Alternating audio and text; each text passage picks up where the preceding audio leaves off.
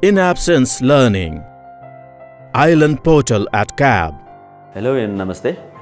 आज म college of applied बिजनेसमा युज गरेको भर्चुअल क्लासको बारेमा केही भन्दैछु।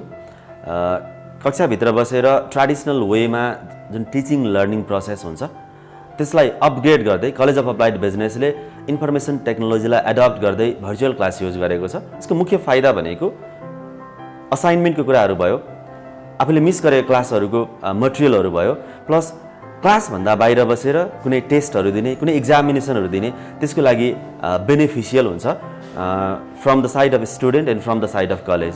सो आज म तपाईँहरूलाई भर्चुअल क्लासमा के हुन्छ र कसरी चलाइन्छ भनेर डेमो देखाउन गइरहेको छु। सबैभन्दा फर्स्टमा भर्चुअल क्लास ओपन गर्नको लागि हामीले क्याबको वेबसाइटमा जानुपर्छ, cap.edu.np।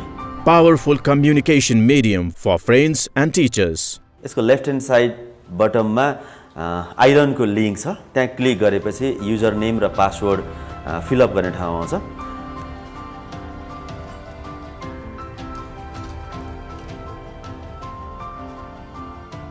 त्यहाँ हामीले युजर नेम र पासवर्ड राखिसकेपछि अल कोर्सेस भनेर ओपन हुन्छ।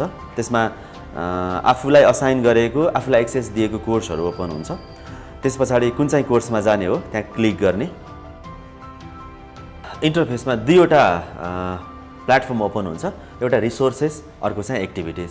रिसोर्सेसमा टिचरले आफूले विद्यार्थीलाई दिने जति पनि रिसोर्सहरू हुन्छ त्यहाँनिर राखिदिनुहुन्छ।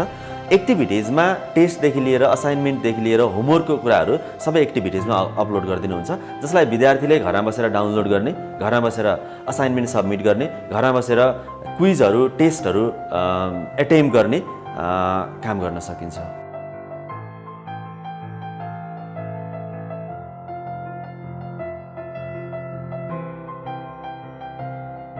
iLearn portal at CAB.